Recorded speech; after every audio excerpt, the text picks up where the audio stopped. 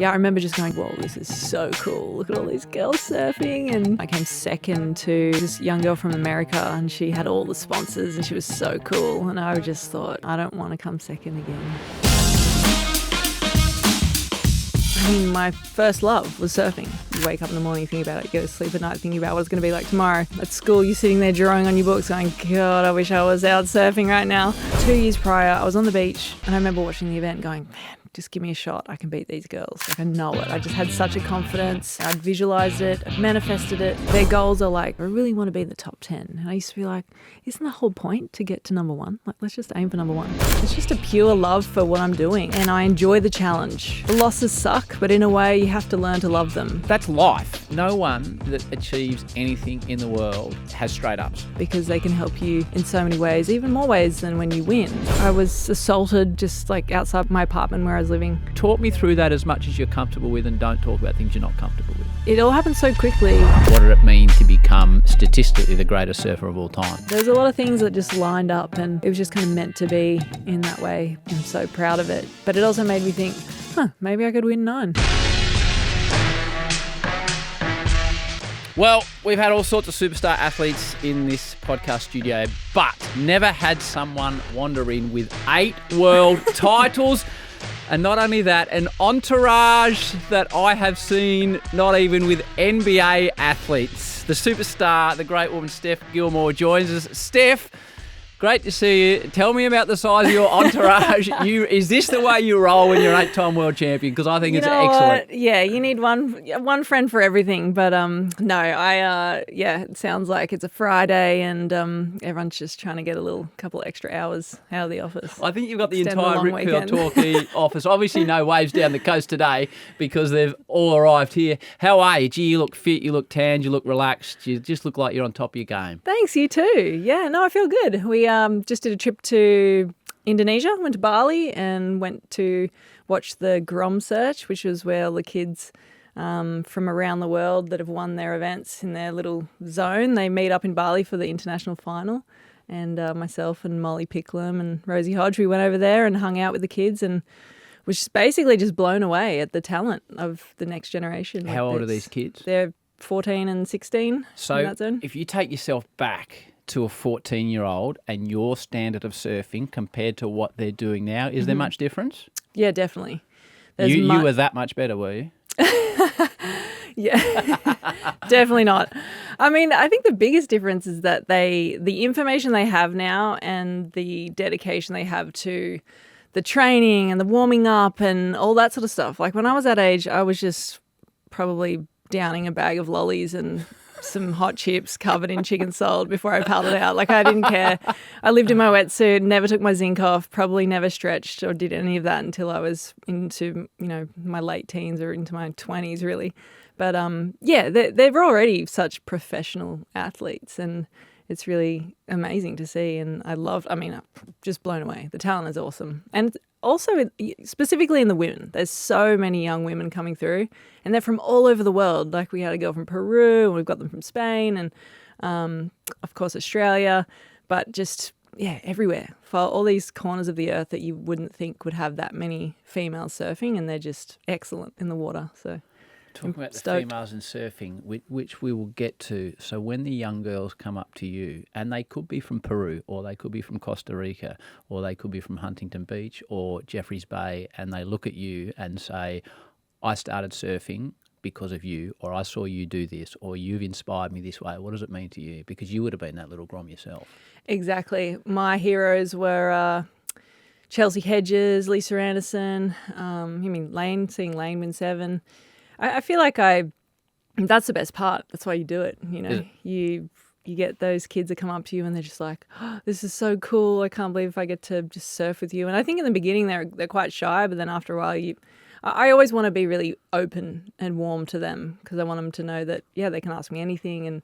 And I know that that's what I got from the women like Chelsea and Serena Brooke and when I was a girl, I just loved it. And they'd pick me up from school and take me surfing. And I'd just be like, whoa, these women are amazing. And they're actually world champions and professionals in what they do. And so I always carried that with me into my life and thought, okay, I need to have that same approach to the young girls coming through. And yeah, it helps a lot for sure. And when you are out surfing, say you're surfing at Snapper and there's 150 people out there. So I went to cricket training last night. 450 people. 450 people on a good day, yeah, you're right. So I went to cricket training last night.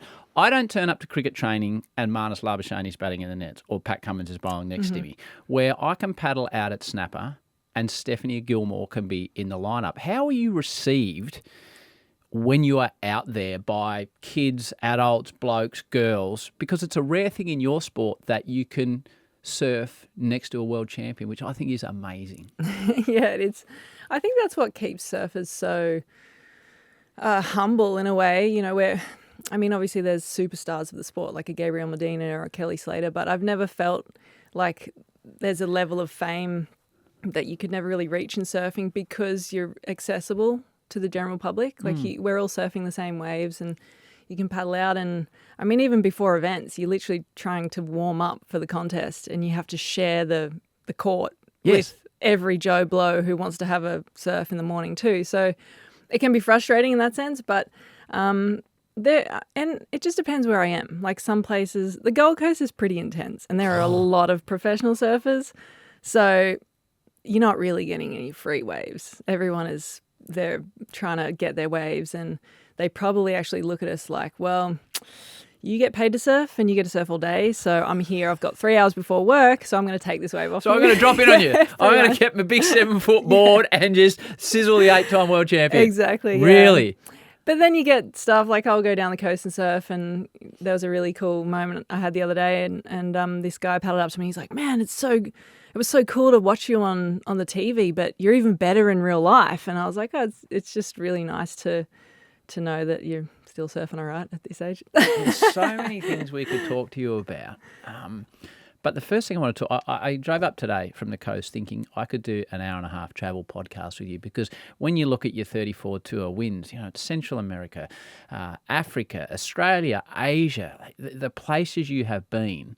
But you, after 17 years, I don't know who your agent is, but you sign an 8-year deal with Rip Curl, and the first year is you don't have to go to work. So congratulations on that deal. How has a year after 17 years of full-on competition been?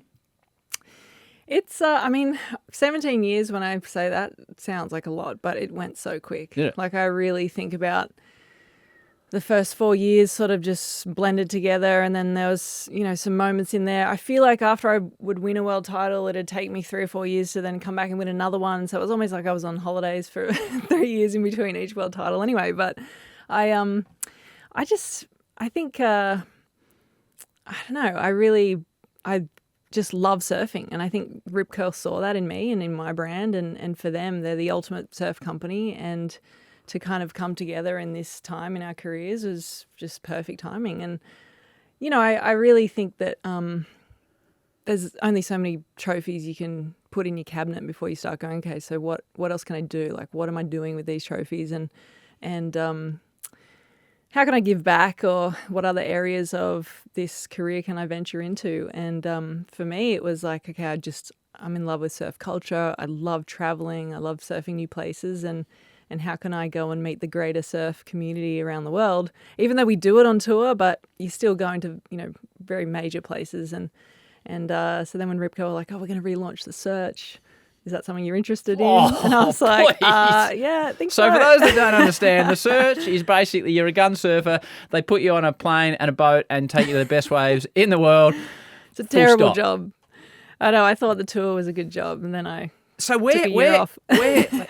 When you remember the old there was a Coke ad, and it was called, the tagline was always offshore, always Coca-Cola. Mm-hmm. And people would come down through the jungle and see this mystery wave for the first time. Do you still get that when you see a new wave?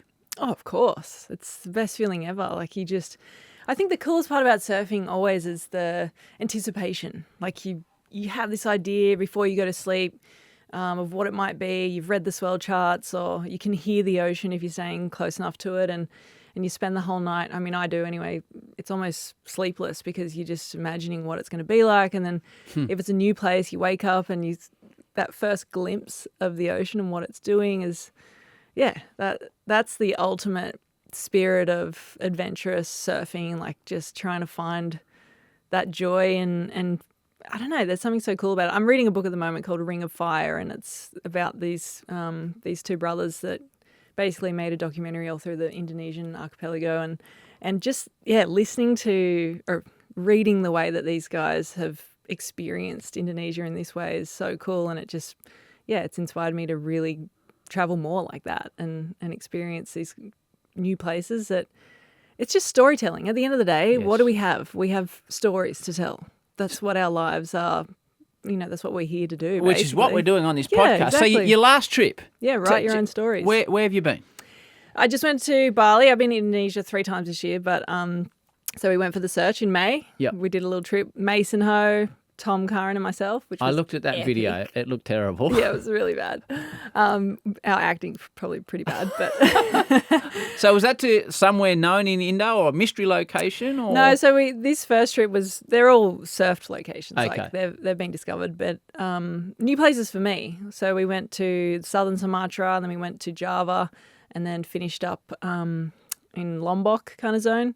And we actually kind of got a little bit skunked. So I went back again in July to try and shoot again in the Mentawais, and then I kind of got skunked again. So yeah, I'm having a bit of a shocker. But we just had so much fun, and like those trips where you just hang out with people that you really admire and get a lot from, like Tom and Mason.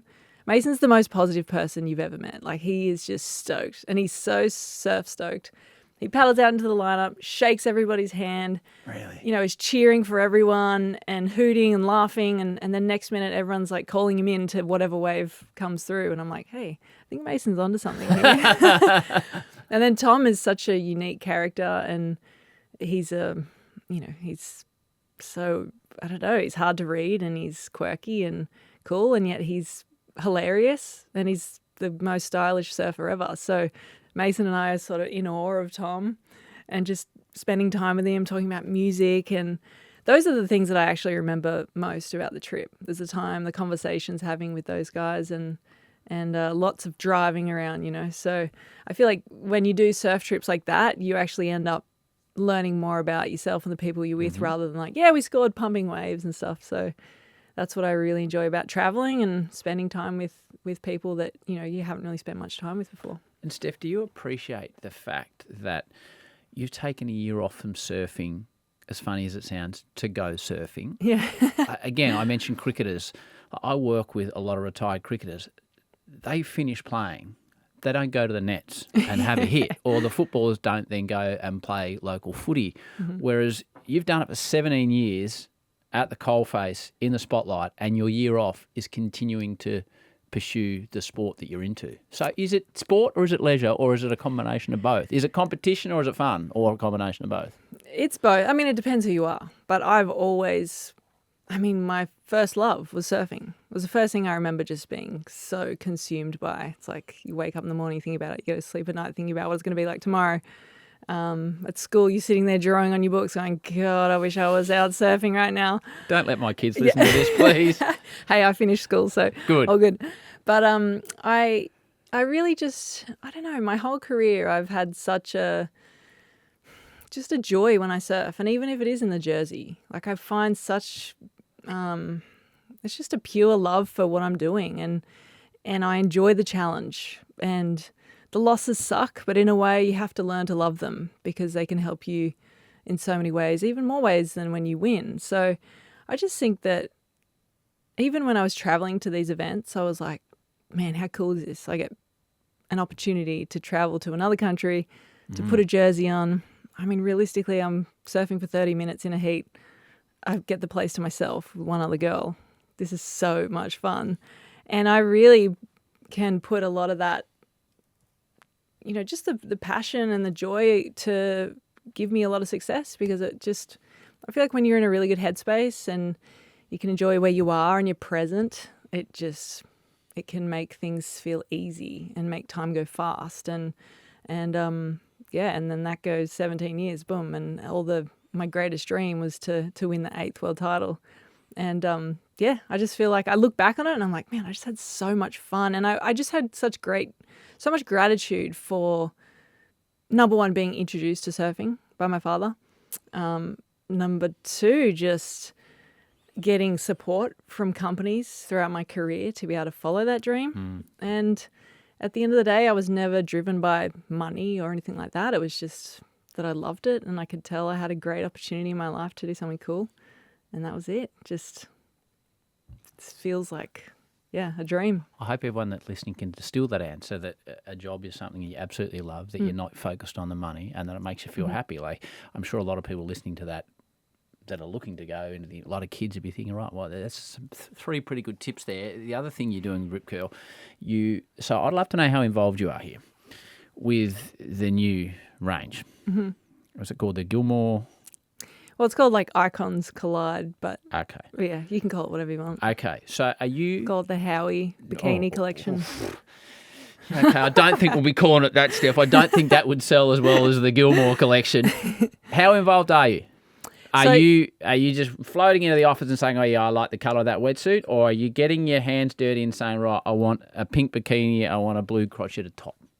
So this was a really quick turnaround, this collection. I jumped in with Rip Curl at the start of this year, and then so it was pretty quick moving. Collections usually take a lot of time, but so this is a much smaller collection. My favourite thing to do is to look up vintage surf imagery. Yes. And Rip Curl has one of the best archives of, photos of surfing, of characters, of logos, just the ads they used to run, all of it. I just am obsessed with it. And so when they said, okay, let's do a collection, I basically just went through and went, okay, I love this logo. I really love how this image is sort of pulled up. I love the simplicity of it, but I love how it still speaks. Like these iconic images that stand the test of time. And these are guys like, Jerry Lopez on the Conan the Barbarian set, and he's got a Rip Curl wetsuit on, and he's got this beheaded, I guess it's like a wax head. He's beheaded and he's got a sword, and then there's Larry Bertleman standing in front of the Sydney Harbour Bridge with a is it a Bentley or iconic images. Iconic images. And I just was like, okay, cool, let's try and do something like that. That's just, the product is obviously simple and speaks for itself, but clean, classic colorways, navy, white, little splash of pink, and things that I love to wear. And obviously when I travel so much, you need a tight collection, something that you can just pack light and go. And that's really what I went for. But it's all just T-shirts, board shorts, some cool bikinis, and then some really nice neoprene pieces. So I'm really soaked on the neoprene. I really wanted to bring back that rainbow Rip Curl logo, which is the coolest. We all grew up with. Yeah, we all exactly. grew up with that. And we've done some cool fine details, like brought back the rainbow on the zipper tie, like the string that pulls the zipper up. And I don't know, I'm just a sucker for 70s Old surf. school. It's the coolest. And it is.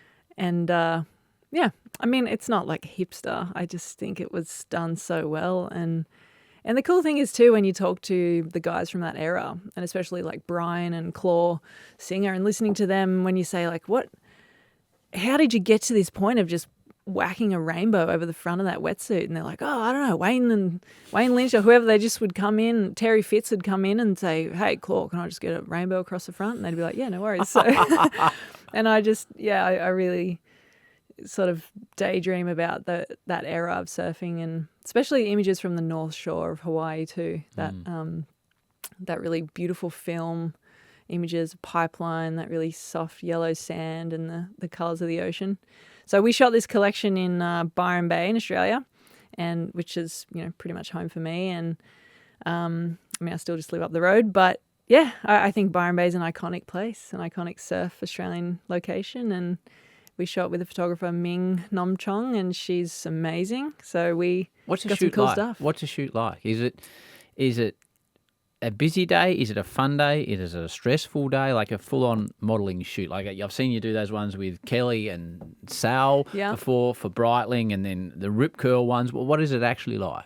Is it fun or is it hard work? It just depends. Like I've done stuff. I was talking the other day about this photo shoot I did for a Stella magazine, and we were shooting a Bondi, and they wanted me to surf in a dress, like this, sequined mini dress thing, and they're like, paddle out at Bondi, and the surf was pumping.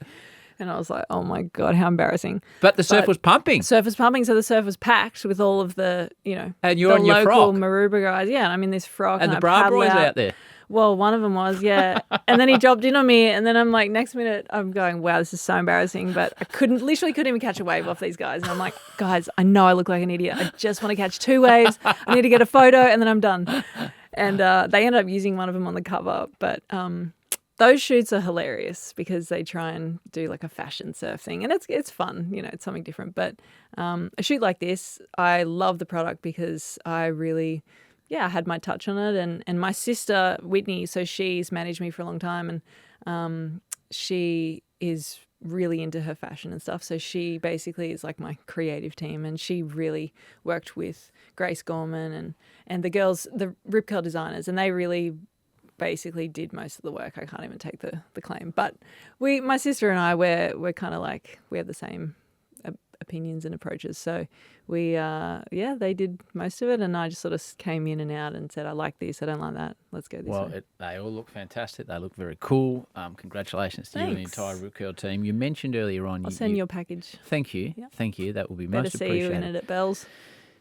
Yeah, make it a 4-3. We don't have the delights of what you have up in your part of the world. I went for a surf 3 days ago and I was still in a 4-3. Really? Yeah, but I'm a wuss and skinny and get cold. You mentioned your surfing journey. Let's go back to where it started. What's your first memory of surfing? Where'd you grow up? Grew up in Kingscliff. Kingscliff, beautiful. Yep, just south of the Queensland border. Yep. And I grew up in a little beach town that is really close. We had the high school and the primary school, everything close, walking distance. What'd your Mum parents was a do? school teacher. School teacher, primary right. school teacher. And she's retired now. But Dad, he was in the Merchant Navy, and then when Mum fell pregnant with my eldest sister, he came back and kind of just did like whatever jobs he could to keep us afloat, and obviously surf as well. So he's 71 now. So he was a surfer. Mad surfer, still is. Like, Is he? What's surfs, his name? Jeff. Oh, Joffa. Jeffrey, we call him. What do you call him? Jeffany is what my friends call him. Right. Hang on, my phone's on. No, that's okay. So traditionally in media, that is a slab for the entire crew. So I got sorry, 4 we're back. here, and you got about 37 Rip Curl people. So it could be expensive if you continue down that path. Yeah. So Dad is. I mean, I feel like he was from Kingscliff too. Learned to surf when he was around 16, and just fell in love with it. Same thing. It's like most people that learn to surf, they just decide to figure out a way to make everything revolve around surfing and how they can spend as much time in the ocean as possible. And become obsessive, I think. Mm-hmm, totally. And I think Dad married the ocean and Mum married Dad. So it's a bit of a three-way marriage.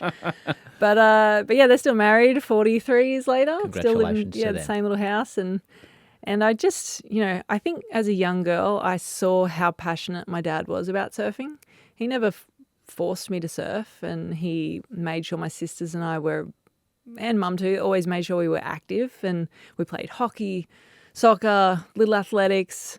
I wanted to go to the Olympics for, obviously watched Kathy Freeman. So did you want to run? Running, I liked it, but I was sort of more aiming towards discus or like javelin. Yeah, really random. But you need to work on the shoulders a touch, Steph, to be honest. I used to be okay, and then I went to like state for school. Yeah. And I saw all the other competitors, and I was like, this is probably not going to work out.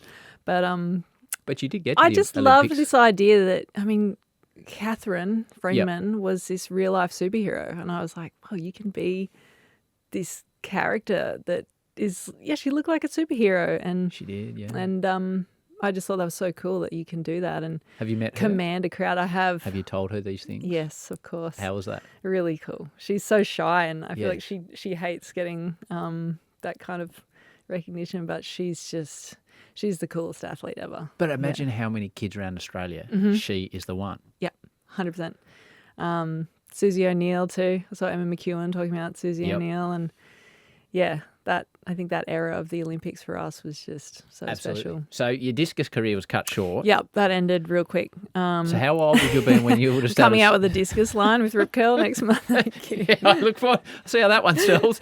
How old do you think you were your first time you would have actually stood up on a surfboard? So Dad got us into surfing around 10. Okay. he used to take us down the beach. So Mum would be working and then Dad, he'd do like an early morning job and then have us for the day when we were young because Mum had 3 daughters under 4. And Dad would just take us down the beach and draw a circle in the sand and basically say, okay, you girls stay in the circle and I'm going to sneak out and catch a few waves. The circle? I don't know, not very big. This is genius by your father. So you weren't allowed to leave the magic circle? Yeah. Joff was on fire. But I don't think he didn't paddle out too far. He'd just catch a few in the shorey. But yeah, so then when I was 10, my sisters and I, they were a little bit older, but they got into it and I just loved it, like fell in love with it straight away. What was your first board? It was a bodyboard. I remember standing up on the bodyboard in the shore break at Greenmount. You can remember that? I have fond memories, not the first time. I think the first time was in Kingscliff somewhere, but I have really fond memories of being in the shore break at Greenmount and trying to stand up on the bodyboard and like spinning around and thinking I was impressing everybody. So straight away now I think about that and I go, yeah, I was a showman. I wanted to entertain, and this idea of like being competitive is maybe more just this idea of wanting to put on a show. And anyway, so yeah, had a good couple of years in the shorey, and then Dad, I got onto one of his fiberglass boards when I was probably 11 it was about 11, which is kind of late nowadays. Most kids are pretty... They're doing Air 360 reverses and all this stuff that you look at and think, oh my God, they're doing that at age 7. Yeah, exactly. On the gram. Yeah. So, yeah, it was a slow start, but... And what was it about it that captured you as a young girl? Because there's a lot of other things going on in a young girl's life. I mean, I was a tomboy for sure, but I think the same thing I said. I loved how passionate Dad was about it, and I could see that you're obviously very influenced by what your parents are doing, and I could see that he spent a lot of time at the beach, and so I thought it must be fun, and then also maybe it was the adventures of going with Dad. You know, we grew up in combi vans. We had a combi and a caravel. Yeah, like the ultimate. What type of combi was it? Like an old We had school? an orange pop top, like I'm assuming 60s. It was the very 70s. I love probably. your I don't father. know years. I love the combi. I love the ring that you weren't allowed to leave on the beach. So you would wake up He's and a good go in the character. combi with your dad. Yeah, we'd go in the combi and we'd go down to the beach, and and then I remember holding onto Dad's leg rope and he'd tow me out the back. And then I also very fondly remember the day he said to me, okay, you have to paddle yourself now. And I was like, oh, damn it. Come on, Dad. But yeah, just such great times growing up there. And the coolest thing that what I appreciate the most about my parents was that they could see what we loved doing. They could see that surfing was something that I really... I don't know, just captured my imagination, and they thought, all right, let's support it. We're not going to push anything, but we'll try and get her to the beach. We'll try and time it with getting her sisters to dance classes and everything else. And, we weren't a very like over the top lovey-dovey family, but they really showed their love and support to us by giving up their free time to take us to all these things and take me to the contests on the weekend. And Dad put all 3 of us in our very first event. It was an all-girls surf event at Lennox Head. And On the point? No, it was actually at Northwell Ballina because the waves were pretty bad. But yeah, I remember just going down and being like, whoa, this is so cool. Look at all these girls surfing and I get to wear a jersey, and I loved it. And I lost really early, so I decided I never want to lose again. But my sister, she hated it. She's like, no, this is not for me. Not for me. It's just, yeah. Some people are built for it, some people aren't. So you said it's never going to happen again. So that was my next question, because I've had all sorts of surfers on this show, and some of them what I would call competitive, and then there's Kelly Slater, which was just he's frighteningly competitive. Mm-hmm. You are a competitive person, so you wanted to win right from the start. Yeah, my second event ever was a under 12s. It was called the Grom Fest down at Lennox Head. And it was kind of like the Grom comp for everywhere around the world, probably the biggest one. And and I came second to Karina Petroni, who was this young girl from America, and she had all the sponsors, and she was so cool. And I just thought, Katrina Petroni. Yeah, and I remember thinking, man, that's just the best thing ever. And I got this goodie pack, and it had all these prizes in it. And I think Renee Hyman came third, Nev's daughter, and it was just the best thing ever. But I remember thinking, I don't want to come second again. So would you really want to win. would you crack it? Would you be upset, or was it just like, no, that's not for me? No, I was always really good at. I mean, I'd probably have a little cry later on, but I was always very just grateful that I got to be there and do it. And I think my parents were the same. You know, if I ever lost, that was never a big deal. They were like, "That's okay, we'll try again next time." Or if I dinged my board, Dad would just say, "Oh, it's all good. It'll make you go faster." Like everything always had a very positive spin on it. And I think that that's really brushed off on me and my approach to my career, and knowing that everything in good perspective can make the journey a lot easier. So if you look back on it, like when you're on the shores and then you're with your dad, when do you think it became obvious that you were outstanding at surfing? That you weren't just going and having fun? Like, when are people looking on the beach and saying, geez, that girl, she's bloody unbelievable? I don't think I was too aware of it until at one of the Grom Fest events. Nev Hyman came up to me. It was during the award ceremony, and his daughter came third. Karita won. I came second, and he said to me, "Man, you have such a really nice style. I really like your style.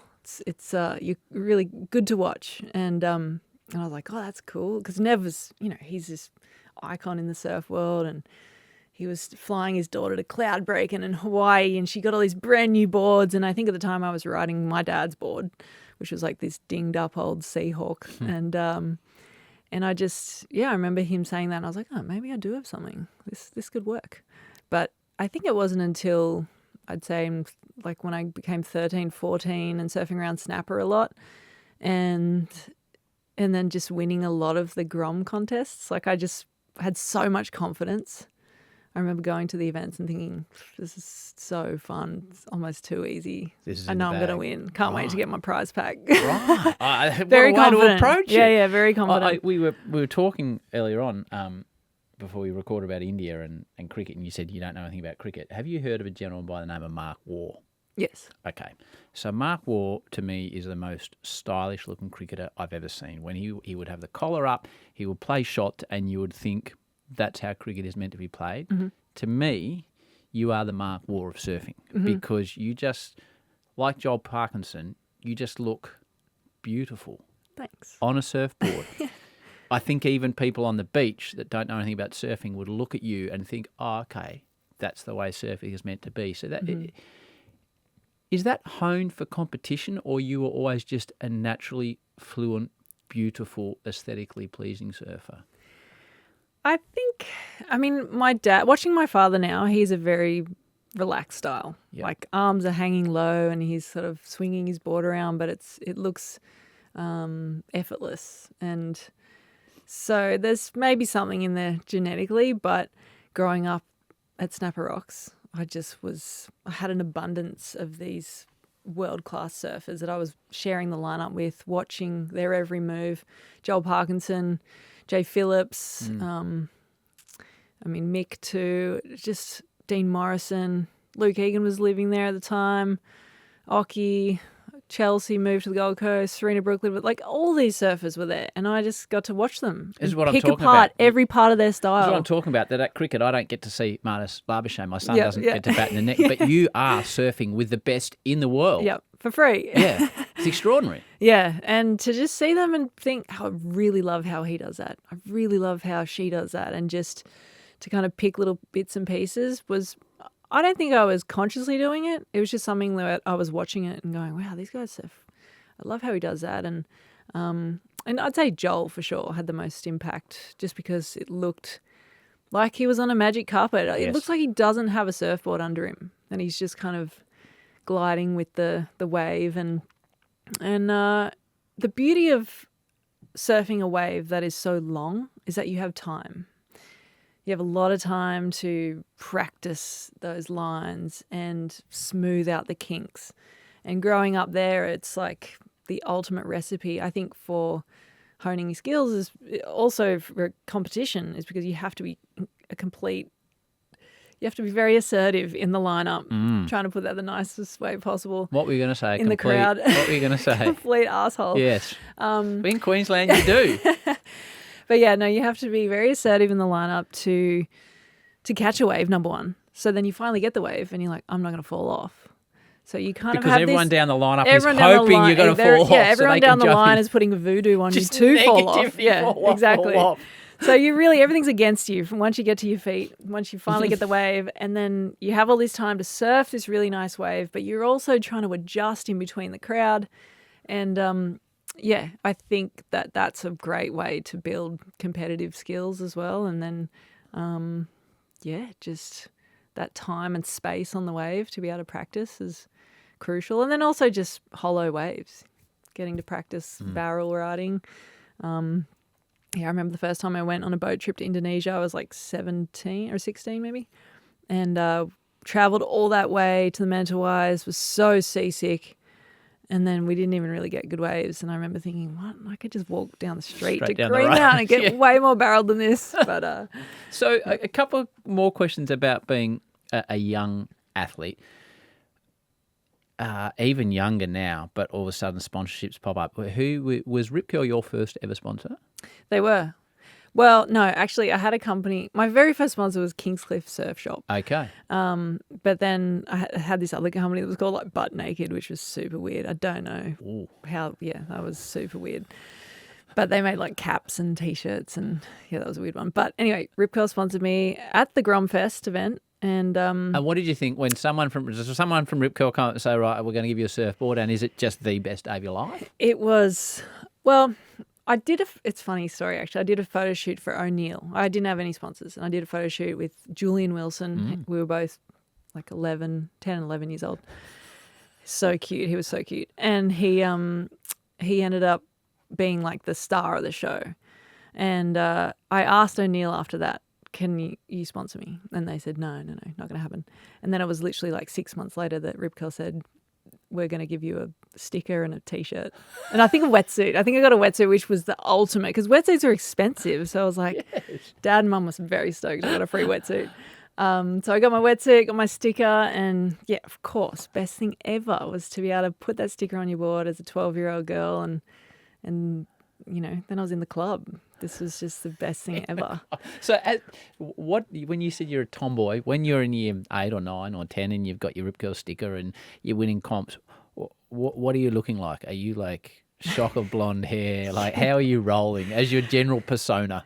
Very crispy. Yeah, very crispy is probably the first thing that comes to mind. Crispy. Sunburnt. I reckon there was like a good 5 years there that I probably never took my zinc off. Right. Slept in it, reapplied it the next day, went to school with it on. My hair was just wet all day, every day. Crispy. Very crispy.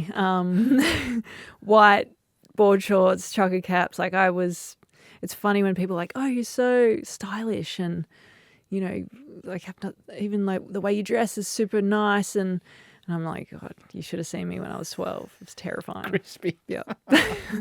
But we've come a long way, you know, aging like a fine wine, as we say. I often use the analogy when someone very successful comes on this show that if you've won one world title, we spend 45 minutes talking about the culmination of that. Mm-hmm. But then when Kelly Slater comes on the show, you can't do that because he's won 11. Now you are the same. We can't talk about all 8 world titles because we'll be here for 7 days, which I'd be happy to do. But so we can't talk about every world title, but I think there's certainly events from the outside world look in that have a massive impact. So they're the sort of ones I want to touch on. Yep. And I know you won an event as a young lady, a professional event, but then I remember Lane coming on the podcast and she was 6 world titles in on the way to a 7th, and she had her own event. Mm-hmm. It was the Beachley Classic, yeah? Yep. And she talked about just bruising her way through, and she expected to win the final and be carried up the beach, and it was going to be fantastic. And she got beat by some young punk that had come through qualifying. And Lane sat there and thought, oh, maybe I'm not going to win 9, 10 or 11 world titles because the future is coming and I may have just seen the future. What's your memories of that event? Yeah, well, I'd already won. So the first event, 2005, when I took a couple of days off school and I was able to win the Roxy Pro on the Gold Coast. Were you just a legend the day you went back to school? Like, it's a surfing area. Like, you won the back in. The whole motivation for the event was like, okay, every heat I make, I get another day off school. This is the best reward ever. And, you know, my mum's a school teacher, so the chance of wagging school here and there. I definitely got caught. Well, obviously I'd wag school and go surf snapper, which is the dumbest idea ever because everyone knew Dad. But anyway, after winning that event as a wild card, I really had learnt this idea that 2 years prior, I was on the beach watching it as a fan, a young girl, 15. And I remember watching the event going, man, just give me a shot. I can beat these girls. Like, I know it. I just had such a confidence. And it was almost like I'd already been there. I'd visualized it. I'd manifested it. Fast forward 2 years, I get into the event. I win the trials. I go into the main event. I go the whole way. I remember sitting at recess with my friends at high school and being like, imagine if I won the whole thing. Like, that's so cool. Having to get you my sandwich. Imagine seriously. if I won it. Classic. And everyone was like, yeah, right, whatever. But yeah, when it happened, it was, I mean, I can't even remember really. It was just it was Mick's first win back from his major injury, tearing his hamstring off the bone. So it was a really pivotal moment for both of us, I think. It was a crazy week of partying. I mean, all I remember is like trying to sneak into the Cooley pub, but I was on the cover of the newspaper, so the bouncer was like, "You actually think I'm that dumb?" Yeah, exactly. So yeah, that kind of was. It was just the best thing ever. But I had such confidence, and I thought, "Oh, cool! I totally manifested that." I had a taste of this mindset and how you can really, if you really believe it and you really love you love everything about it, the process to get there, once you're in the water, staying present, giving yourself opportunities, just loving all of it, but also respecting the whole situation, respecting your opponents. It felt like when I got to Lane's event as another wild card, it was just like, this is so fun. I love it. I just want to give me another shot. I want to try it again. And it was all the same girls that were in that event that I won at Snapper, and I just thought, it's okay, let's see if I can do it again. Lane is obviously a very strong character and equally fiercely competitive. So fiercely competitive. And I admire her greatly for everything she's done for women's surfing and to also pave the way to be like, hey, you don't have to win 2 world titles. You can win 7. You can win 6 back to back. Like, no one's won 6 in a row. And she really, I love how much she just applied herself to become a world champion and a leader of the sport. And but I didn't think about that when I was a kid. All I thought about was, like, I heard that the prize was a 10-kilo block of Cadbury chocolate. And I was like, sick. That's actually what I'm going for here. And I won it. And I definitely melted after about, a couple of days. But So prize money has become a big part of your story, and we'll explain why. But when you won that first event on the Goldie on your home break, have you got any recollection of what the prize money would have been? It was like 12 grand US. 12 grand or US. 14 grand US. Maybe. What would Mick have won? I think the boys at the time are making maybe 30 or 40. Okay, so hold that thought, because obviously we'll get back to that. So you win the Beachley. Does back to the Beachley Classic and Lane having that moment of like, right, this isn't so easy anymore. Yeah. Fast forward to 2008, I think it was, and we're at the Beachley Classic, and I was, on a roll. I'd won the world title the first year and was on my way to win another one. Maybe it was 2009. And then Tyler Wright came along and she won the event. And she was 14 years old as a wild card. Crazy, and I was like, isn't it? whoa, I thought I was young. So you go on tour. But I had that thought. Same thought as Lane. The Lane hitch. I guess it happens to everybody, doesn't it? At some point. This is going to happen for sure. And someone asked me the other day, they said, so I heard that Lane would be very, pissed off that you beat a record or whatever. And I was like, yeah, but someday some young girl could very well beat my record and win 9, and I'm going to be devastated because we're competitive, and that's something you worked hard to reach, and it doesn't take anything away from those wins, of course, but yeah, that's just progression. They might have to win more than 8. I'm hearing stories you're coming back next year, but we'll talk about that at some point. So, like, the simple line here, 2007, first Women's ASP World Tour, wins 4 of 8 events. A rookie year out of high school, you win the world title in your first crack at it. That just seems like a dream. What is it actually like so what are you now, 18? What's it like? 19, first Okay. year on tour. Yep. What is it like stepping in when you're not just coming in for one event and you're against these highly competitive women that are trying to make a living and trying to achieve sponsorship and live out their dreams when you're a 19-year-old and you're traveling and you're away from home and you're not with your family and you're winning and you're losing events and you're now a major piece of competition in their world? What's that actually like as a kid? I think that I just remember qualifying for the world tour and wondering why when people qualify, their goals are like top 5. I really want to make top 5. I really want to be in the top 10. And I used to be like, isn't the whole point to get to number 1? Like, let's just aim for number 1.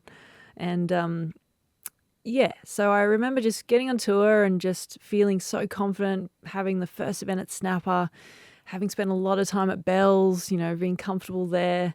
I was just everything was so new and exciting. And also I think because I had to stay at school, like I had to finish school at school physically, it wasn't homeschool or anything, that when I finally finished high school, I was like, everything's new again. It wasn't like yes, I competed throughout school, but I didn't really have that independence yet. So I see a lot of young kids now that are sort of out of school and they're competing already, traveling the world so much. And I get a little bit worried that they're going to tire out a bit quicker.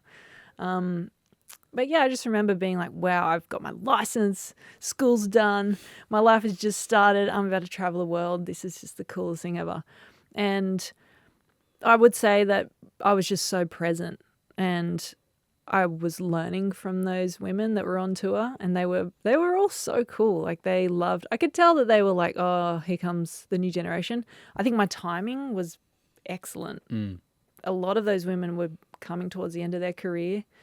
So there was a slight vacuum. Yep, definitely. And then myself and Jessie Marley Dyer were sort of the two young groms that came on tour.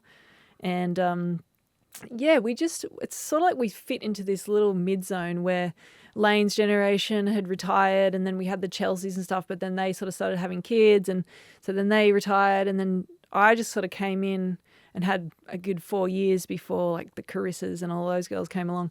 So I was able to really find my feet and feel comfortable, and I loved and respected all of those women, and they made it feel like we were peers. They weren't like elders to me. They were just like friends, and so I really loved that. And it's like I don't know, it's like we were just on a giant, like a tourist trip where all the girls were all hanging out, and I loved that they showed me how important it is to take the time to go and see the other places when you're there. Like we had these contests in Peru, and all of the girls, like Serena and the girls, would say, let's go to Machu Picchu. Did you go? Yeah. How went good? up there. So cool. All right, let's go to France. So I remember listening to one guy who said to me once, oh, I've been doing the QS for 12 years and I've, been to France 12 years, never been to Paris. And I was like, what? That's insane. So I really always wanted to make sure I was able to utilize these moments to take it all in. And I think just having that balance allowed me to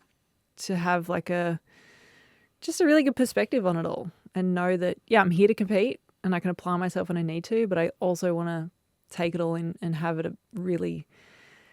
just a career that was full of great stories that isn't just surfing. And that was the go. So you win your first world title again at 19, 2007, first year at it. How quickly, how long do you celebrate, and how quickly do you think, okay, I want to do this again? Yep. So that was December. I won my first world title, Honolulu Bay. Is it a life-changing moment? It was, of course, a life-changing moment.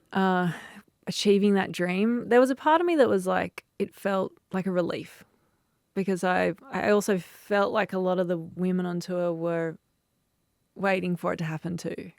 Like, obviously I had a battle with Silvana Lima. She was a Brazilian girl, and we battled a lot throughout those first few years.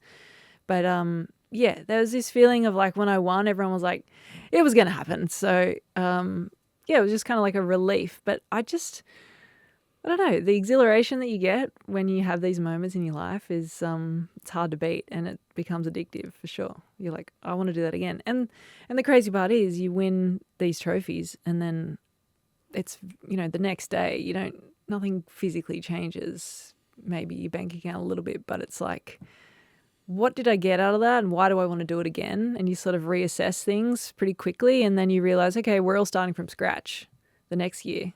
You can't play this like defensive game all the time. And I think learning that was a good lesson to really be able to go back to back to back, and detaching from the other wins, detaching from that first win and being like, yeah, that was fun, but now I got to try again. And I can't carry myself like, well, I deserve more. I'm better because I'm a world champion. It's like, no, I'm the same as everyone else.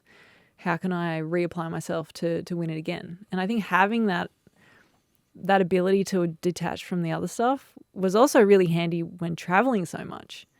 Detaching from like having a home base or feeling like I need to be at home. I think that was, I could see the people that were spending all this time on the road and they were homesick and their performance would suffer because of it, you know? Whereas I was just loving it. I couldn't believe I was in these cool countries, just having an absolute ball with all these women who surfed, embraced all of it and just thought, I could do this forever. Like my home is where my suitcase is. And I think that really helped me to do it for 17 years. And you went, so 7, 8, 9, 10, 4 in a row. You're the most dominant athlete in your field on the planet. When you are going out to surf in that period, like what's your mindset when you're going out there? Because I can imagine everyone else going out there is like, shit, I don't want to surf against her. I don't want to surf against her. Because naturally you are the best in the world and you're winning consistently. So I guess everyone's on the back foot slightly surfing against you. What's your mindset when you are almost unbeatable?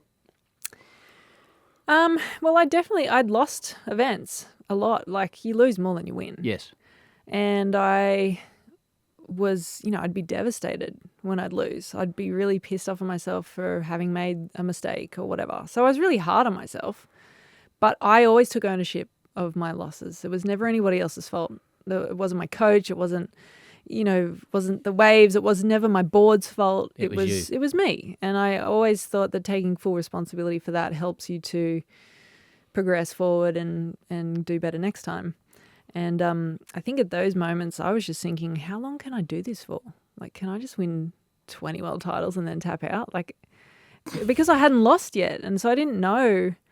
I was just on such a roll. It was weird. Fearless. I also think, like, again, it was this window of opportunity between generations of girls coming in and out that I sort of was able to capitalize on those years. But, for sure, a fearlessness.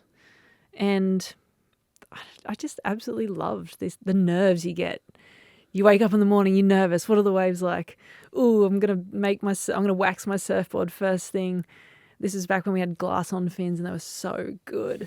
And so that's when you can buy a surfboard and it will get fins, as opposed to now when you buy I know, you don't even get fins with it. And they Can say, you believe that? $250 for your fins. Like, are you serious? Crazy. When was the last time you bought a surfboard? It's like buying a car. When was the last time you bought a surfboard? I bought one recently, actually. Did you? Yeah, I got myself a Dave Parmenter Widowmaker. Okay. Yeah, so I haven't got it yet. Does it come with fins, or do you have to pay extra? Oh, there you go. Come with fins. There you go. Yeah. So you've won 4. We talk about at the start that this is a really positive podcast, Steph. Yep, it is.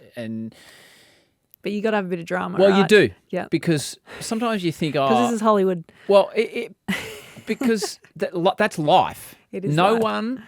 No one that achieves anything in the world has straight ups. Well, no one I've met. Yeah. Even Bradman, made a duck in his last Test match. Yeah. But the downer part came to you. It's not an easy question to ask, but the downer part came to you something out of your control. Yep. Can you talk me through that as much as you're comfortable with, and don't talk about things you're not comfortable with? No worries. Yeah, so we got on tour, won 4 world titles straight, back to back. Unstoppable. And I remember it was Christmas time, so I just won my 4th world title, which was in Puerto Rico, the Rip Curl Search event. And I came back to Oz and I went to the local bookshop to find a gift for someone for Christmas. And the lady in the shop said to me, "When are you going to do a biography? Like, I'd love to read it." And I said to her, "Nah, it'd just be boring. Like, Steph, yeah, she amazing, loving childhood, great parents, awesome family, wins everything. That's it. That's my point. Yeah, and then That's my point. be careful what you wish for. Yeah. That was my second biggest lesson in manifesting things. But yeah, we so that was Christmas, and a couple of weeks later, I was assaulted by a homeless guy just like outside my apartment where I was living, and What does assaulted mean? it was just like a crazy incident where I think he was under the influence of something, and I looked at him, he looked at me. I was unsure what he was doing. I don't know whether I obviously triggered something in him. And he had like a crowbar, and he basically just chased me down and like smacked me over the head and across the wrist. And yeah, it was such a weird moment of Were you scared at the time? oh, totally. Yeah, I was terrified because I just like, you know the feeling. Your stomach drops and you're just like, holy shit, what is this? What's happening? So random. Time slows down, and it's really crazy when you think about how you would react in that moment. And at the time, you're like, oh yeah, no worries. I'd like totally fend him off and like pull out some karate moves. But no, I just melted. And it all happened so quickly, and I screamed, and he literally just like bashed me and then jumped on a bike and rode away. And I remember sitting there like in all this blood, just like, what the hell just happened? He didn't even steal my handbag. Like there was no rhyme or reason to it.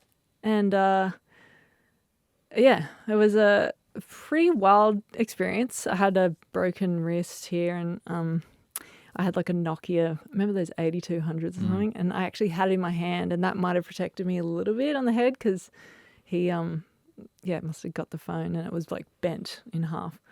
But yeah, so I actually remember the first thing I was thinking was, I'm glad it's me because I can handle it. There's a lot of older people that live in this building. It could have gone a different way.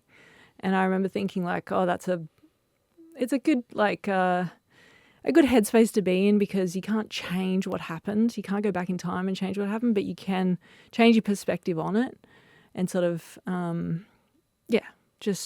it took me a long time. I mean, it took me a good year. I was probably sleeping with the lights on for a good year. Did you have nightmares? Was it with you? Yeah, for sure. We had nightmares. I think I did one counselling session, and the counsellor sort of, I guess I made enough sense that he was like, I think you're good.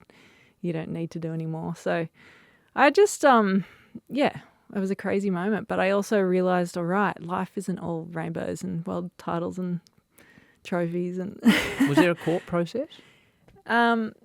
So yes, there was. Basically these guys like everyone heard that it happened, and they heard that he rode off somewhere. There's a couple of other guys that lived in the building, and they like gathered a bunch of friends. They all went down and found the guy. They arrested him. I basically had to point out who he was in the lineup of guys once he was arrested. And then he went to jail, and yeah, pretty crazy. But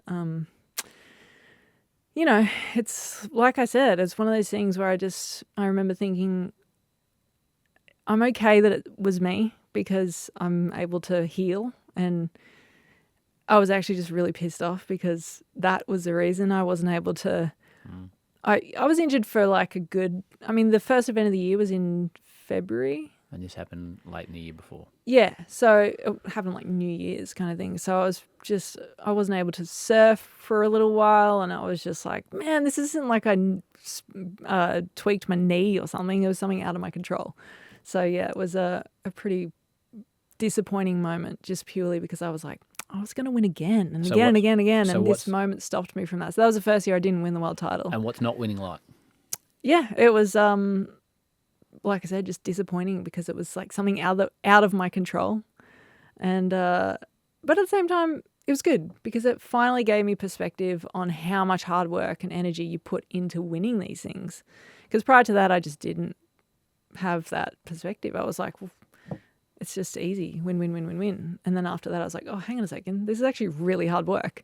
And so it took me a year to really recover and to find that confidence again. There was a real confidence that I used to have in the ocean, and it took me a while to be like, oh, and just like when you don't question those feelings straight away, you're like, no problems when you're competing. But then I really was like hesitant and had a bit of, it took me a good year to really find that again. And then I was able to come back and win. But I remember at that time, that was when Carissa and a lot of the young girls were coming through, and there was a lot of press. It was like, this is it for Steph. This is the Monica Seles moment. You know, she's done. Do you read that stuff? Yeah, of course. And does it drive you? Well, yeah, that was fuel to the fire for sure, because they were saying, I don't think Steph can come back. She can't beat Carissa and these girls. And I just remember thinking, I mean, yeah, I had a bad year, but surely I can come back. Like, I'm only 23 at this point. So Which did, because obviously you won in 12 and then 14 and then 18, and we'll get to 2022. At what stage? But real quick. Sorry. No, it made me realize those moments, like the darkest moments, are where you learn the most, where you grow the most, for sure. And that was a really good perspective for me to be like, right, people go through crazy stuff every day. And number one, having gratitude for all the good stuff, and just really like knowing that it's how you perceive things and how you can change that experience to be, you know, something positive, or how can I approach this in a way that I'm still here, I still got another shot. Now I can just evolve and get better. That's kind of like the approach that I took from it.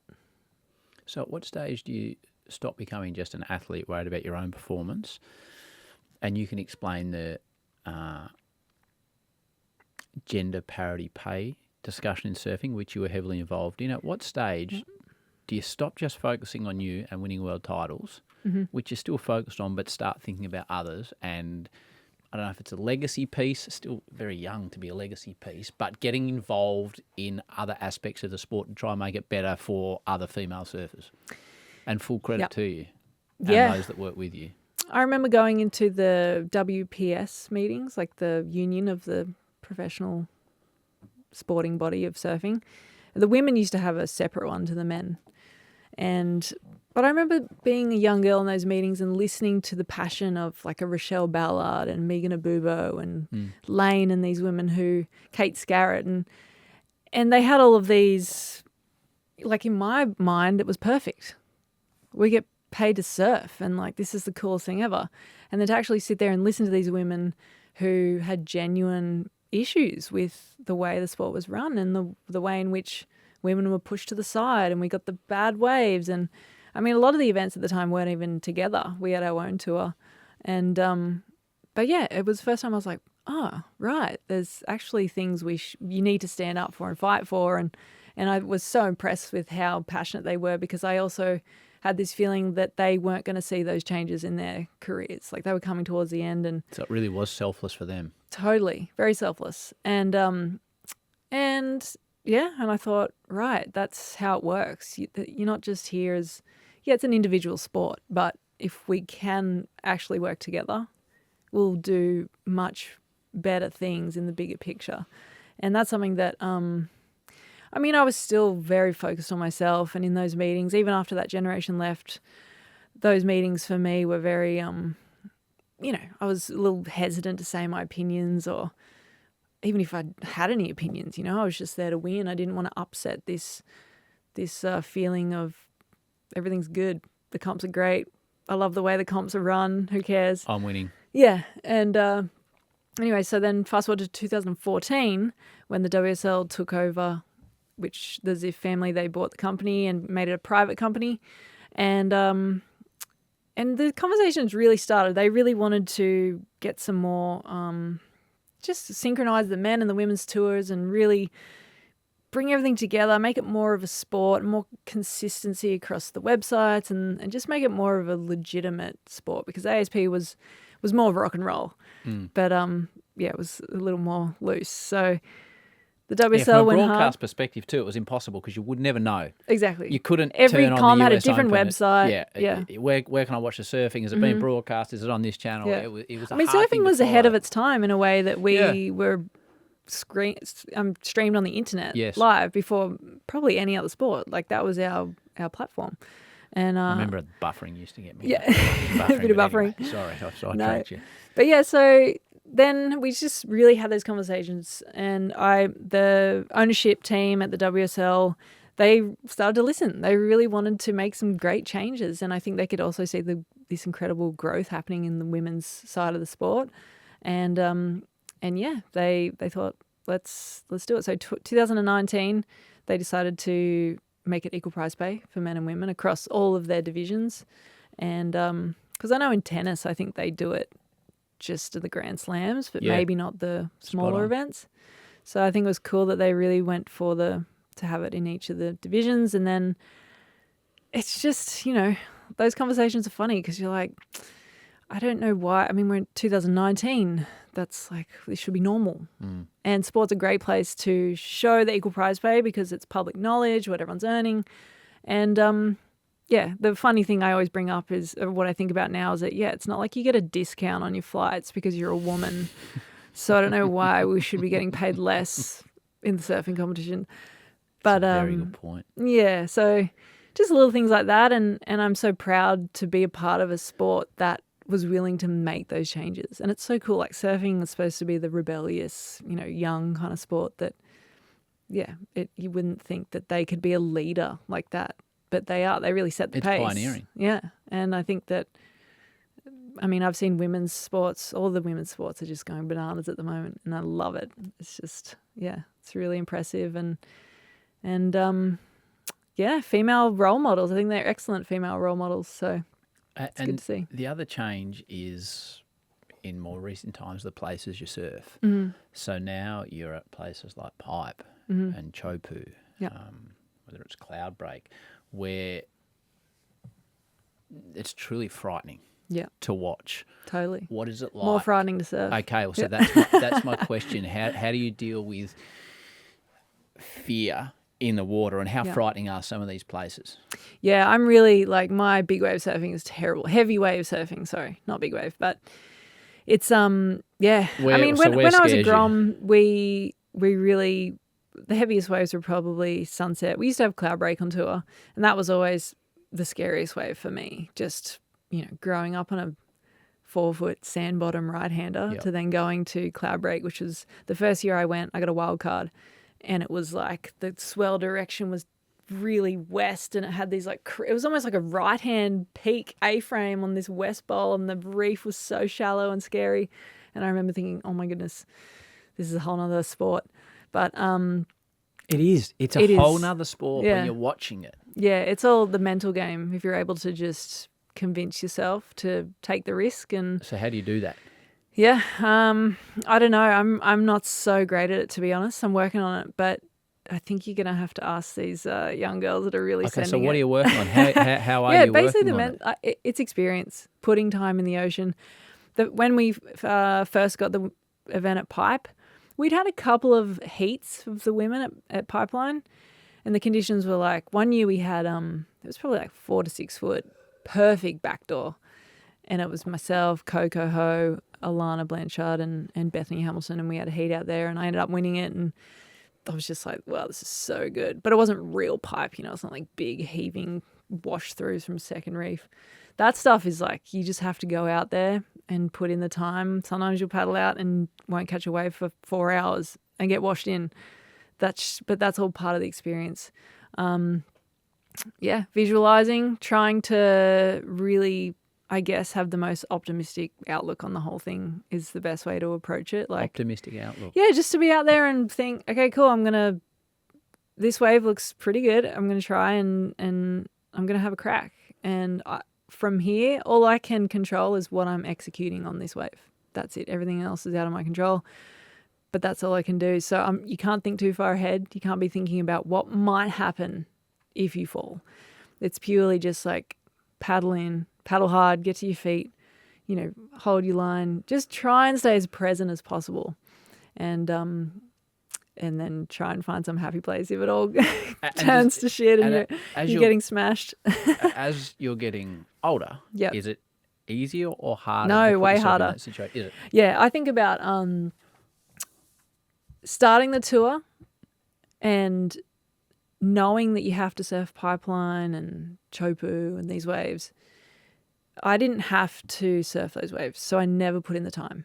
My world title was going down at Honolulu Bay or Sunset Beach. So that's where I put my time. I never surfed pipeline. I was like, why would I go and risk hurting myself with 50 testosterone fueled men? Like, you could get the wave of your life for sure, but I was so focused on winning that I just put all my energy into those waves. Now I'm in a place where I'm like, oh, right, okay, now I've got to show up and surf these places and put in the time. And of course, it's not just the competition, it's preparing for the competition. So totally. you've got to surf it and surf a lot it more and surf it. preparation. And I think about the young women who are on tour now who's starting out. They know they have to surf it from the very beginning. So I would prefer to be 19 years old knowing I have to surf these waves than being my age and doing it, because it feels like I don't know. I just think back to that age and probably had way more desire to just send it, rather than now I'm way more calculated, because an injury at this stage could be the end of the career sort of thing. But yeah, it was amazing. The pipe event this year, watching Molly and Katie, Betty Lou, all of the women just surfed so good. And I actually think that's a huge part of the reason why women's surfing is growing like crazy, or the viewership, is because it's something fresh. Yes. Like, we've seen the Johns and the Gabriels and everyone, and that we know, you kind of know what you're going to get when you watch them in these waves, which it's always amazing. But there's something new with the women that is just exhilarating, because it's these new rivalries and they're pushing it even harder and they're surfing so well, great technique. And it's I think people are genuinely engaged in the growth of the women's tour, and I think you can definitely put it down to those first few events of this year. So pipe, and then Molly did that huge turn at Sunset, and then Chopu, where we had Vahine, the local girl, win. She's amazing out there, and Tatiana getting that crazy wave. So I don't know, maybe it's just me, but I think about the men's tour a lot, and I'm like, I can't even tell you who. I guess John won the title, but I don't remember who won any of the events. But I can tell you all the women's stuff for sure.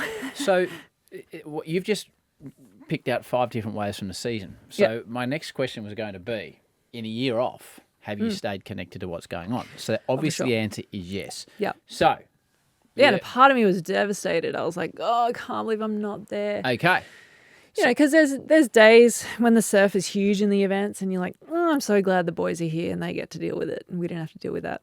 Like, the boys really take a good hit for the conditions sometimes. And then there's other times where the surf looks not too crazy, but it's pumping and it's going to push the women, and we're going to get great performances, but it's not too death-defying sort of thing.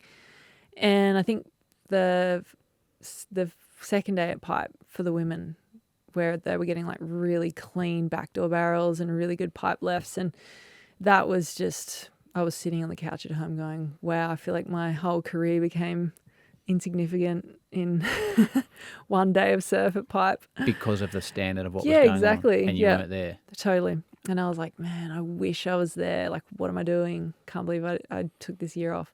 So that was it was an interesting feeling, but I liked it because it made me think, oh, I must still want to do it.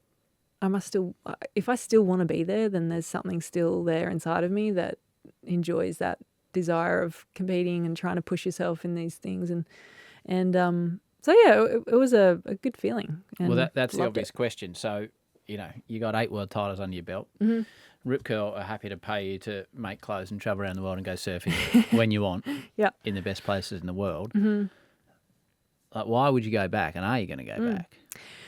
I think that this year I really wanted to put in time in all these different waves, and sort of, I guess I wanted to spend a year like training, but a year off, but training in these waves so I can come back and feel super confident in these types of locations. And I think I just had too much fun just cruising and, just kind of like, I wanted a year off. I just really, and that I had to accept that if it wasn't just getting crazy good waves everywhere, then that was okay. I really just wanted a rest. I had a couple of niggling injuries and things that I've just kind of pushed to the side and just made it through the tour for the season. And then all of a sudden the tour starts again and you're not fully prepared again. But I just wanted to take that time to get everything ready. And I'm still unsure, to be honest. Like, I think I can take up till the day before the comp starts to decide whether I want to do the tour again this year. But I'm also, I just had such a good time on that search trip with Mason and Tom. And I really want to showcase my surfing outside of the jersey. And I think that we just scratched the surface this year.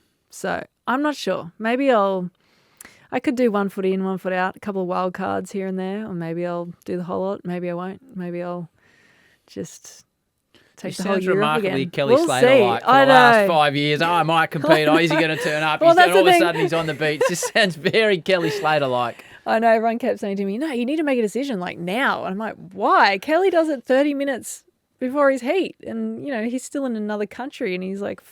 But do you, I don't know. Do you have to be physically and mentally in a certain place?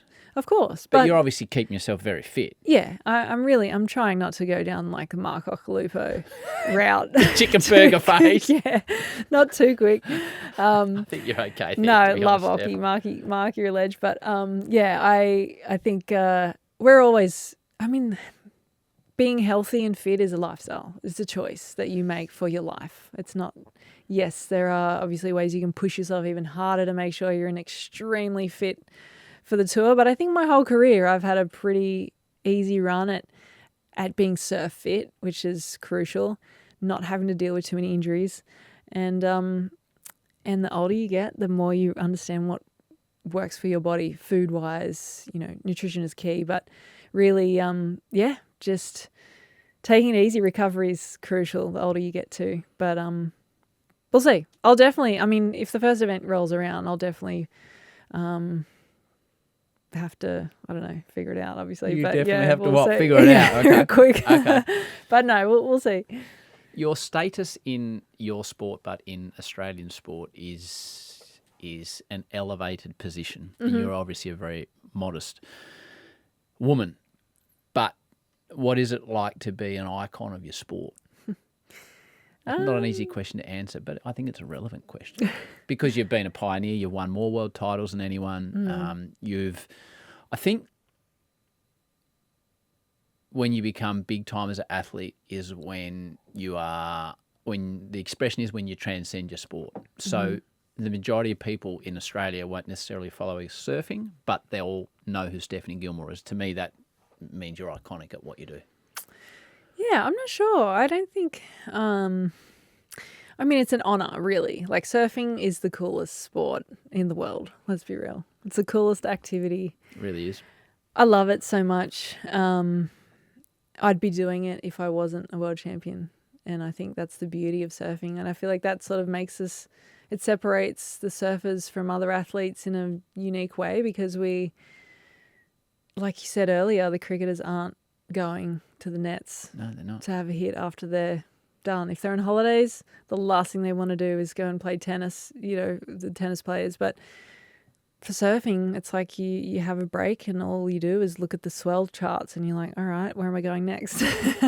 So it's it's a life and I think the history and the stories of surfing and how it got to where it is today is just it's fascinating, and I'm just proud to be a surfer, really. Like, it's the places I travel around the world and the people you meet, and they're just like, what, you surf? That's so cool. And people are so curious about it, and it's like, it's so romantic, surfing is, and it just, It's artistic, it's beautiful, it's creative, and it's a performance. And I think for me, that's why I've been able to blend together, like, competing and then just free surfing and trying different equipment and just loving surfing as a whole, the whole thing. It's not just trophies. It's not, I really want to encourage everyone to enjoy the whole lot of it. And I think that's probably, I totally forgot what you even asked me, but yeah, I'm just envisioning surfing right now. So is 8 enough? Oh, right. That was a question. Well, the question was, what's it like being an icon? But the next question I don't know. is 8 enough? Icon. I don't feel like an icon, put it that way. I like the whole thing of icon to me is like fame or something. And I'm not like famous. I get really nice response from people when they see me. It's very, very genuine. And it's like, hey, how you doing? It's so nice to say hi, but it's not like a fanatic fame thing. And it's a pleasant level of celebrity that I think I'm lucky to have. But anyway, 8, 9. To be honest, I didn't think I was going to get to 8. I thought I was stuck at 7. and I was kind of coming to terms with that. 7 was okay. It's a lot.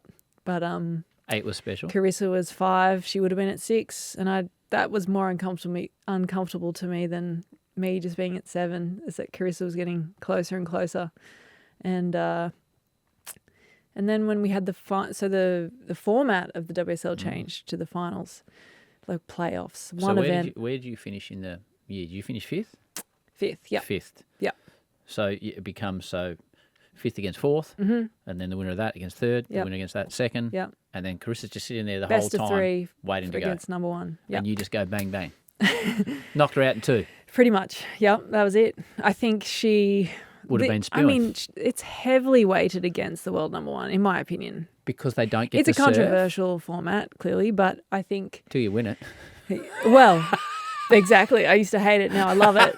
And now, no, that's what I was going to say. Now I feel like it's almost easier to win a title in that sense, because you can have, I had a pretty dodgy season and I snuck in 5th, and then I just knuckled down for that final event. And if you've won events in the past, you know how to do it.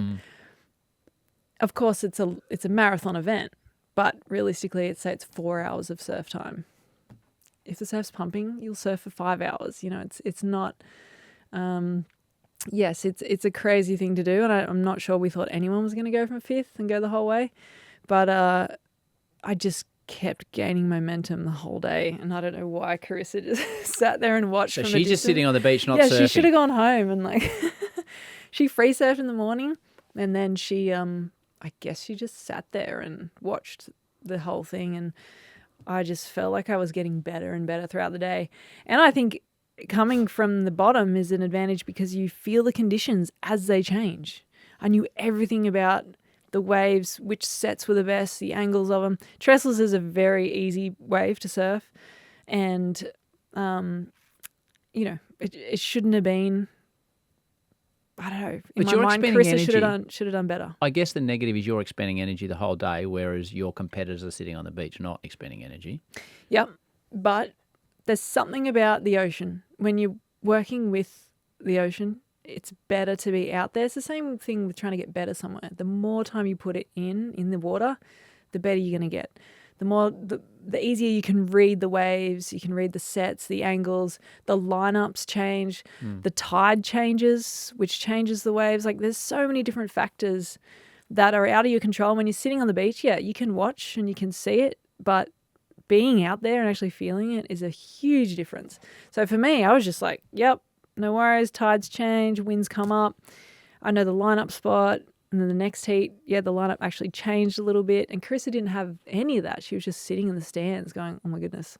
So when you go out and surf which is a relatively new thing for surfing, but I get it from an entertainment perspective because you are going to see a grand final every year where everything goes on the line. And I think it was based on pipe that it came down to that year once. And it was like, wow, how good is this? Viewer ratings are through the roof. Yeah. Let's do this every year.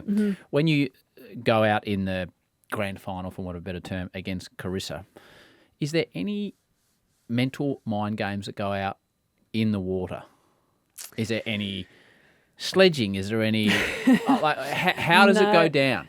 There's no real sledging. Definitely not. But I've always been pretty quiet. Like when I compete, I want to respect my opponent's space. They do their thing. But if I need to make a statement, I'm going to do it through strategy. It's through like pretending like I don't care to get the inside, to get the first wave of the set. And then as I see the set coming, if I glance over and see, and it happened in it was the first of the 2 heats in the final against Carissa. And she had the inside. And I'm kind of notorious for just relaxing and letting whoever wants to have the inside go for it. I want to see them catch a wave first, and then I'll let the judges watch my surfing in the hope that they think mine's better and give me a higher score instead of the other way around. I love it. But I'm sitting there and I see the set coming. I got heaps of confidence, and Carissa's nervous. I can feel her nerves. She always looks a little bit nervous, but for sure I could feel it. I actually felt a bit bad for her. But anyway, this set comes, first wave pops up, and Carissa, she sort of glanced in the other direction. And I remember thinking, okay, this is it. And I took that moment as she'd lapsed her concentration, and I paddled around her and took the first wave of the set. And it was like a really nice clean wave. I think I scored an 8. And that just completely shattered her, because she's also renowned for hassling for the inside. Like, she'll paddle you up the point to make sure she gets the first wave and make sure she locks in that first good score. So it's kind of, it was, for me, that was my statement to be like, hey, I'm not here to just fluff around like this. I'm here for business, and I'm not going to say it. I'm just going to do it through my actions. And just little strategies like that is, it's fun. It's not sledging, but I think it's even better because it's kind of passive. So you said you thought you were stuck on 7 alongside Lane, yeah, and how competitive this journey's been right from the start. When you came second in a comp and you weren't happy about it, yeah. What did it mean to become statistically the greatest surfer of all time? You know what? It was an 8. I was born in 1988, and the number 8 is a pretty nice looking number. It's very sexy looking, nice and round, infinite, lucky.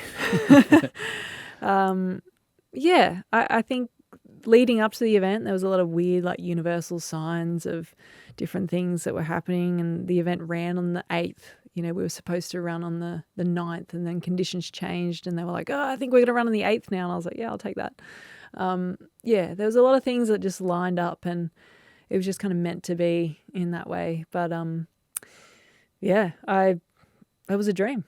I wanted to have the most. Like, as much as I would have been okay with 7 and been happy with it, deep down I was still competitive. And I also, it also came down to the fact that the year before in the finals, I was in 4th place and I lost first heat, had an absolute shocker. My preparation was terrible. And I thought, okay, cool. That feeling of when I was young and I just wanted to have another shot. As soon as I'd lose a contest, I wouldn't be like devastated and not want to do it again. I just want to have another chance to try again, see if I can better it again. And I had that same feeling when going into this, where I was like, man, that was so embarrassing. I can't believe I had such a shocker. Embarrassing. I can only blame myself because my preparation was terrible. I didn't believe I could do it. And so this time I changed everything and went hard, and then it seemed like an absolute dream and definitely the best performance of my career. And I'm so proud of it. But it also made me think, maybe I could win 9.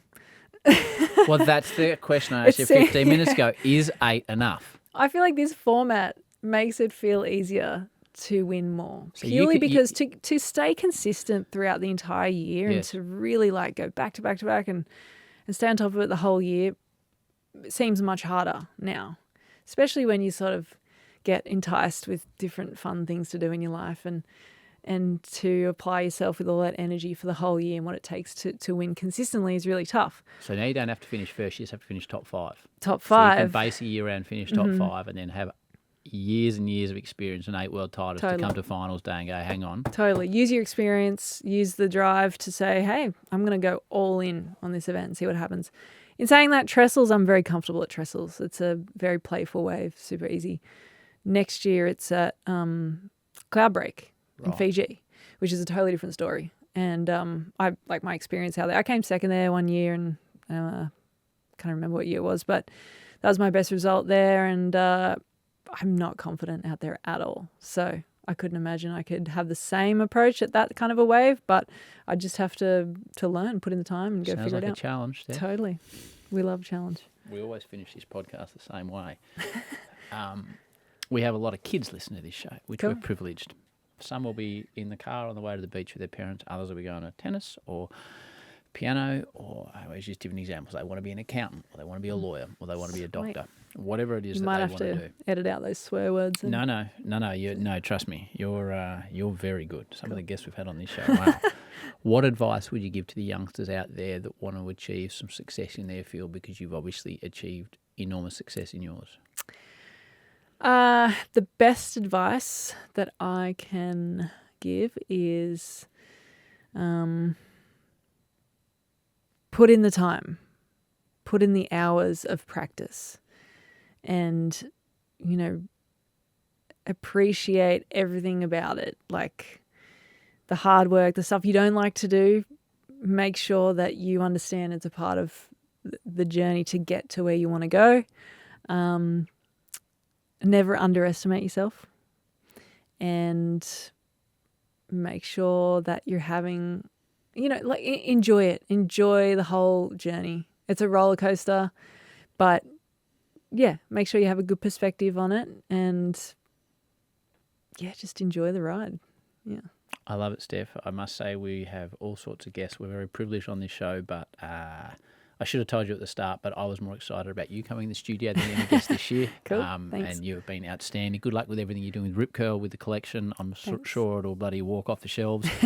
And I look forward to the first event next year with 15 minutes to go. Exactly. I'm going to keep you on your toes. Oh, Gilmore. Those blokes that do She's the just blow crawled herself. out of Ronnie Indonesia. Blakey or someone, or one of those blokes. What's Joe's name? Yeah, Joe Turbo. Oh, Gilmore is on the beach. May you have much success and joy moving forward. Thank you, Steph. Appreciate it. Thanks for having me.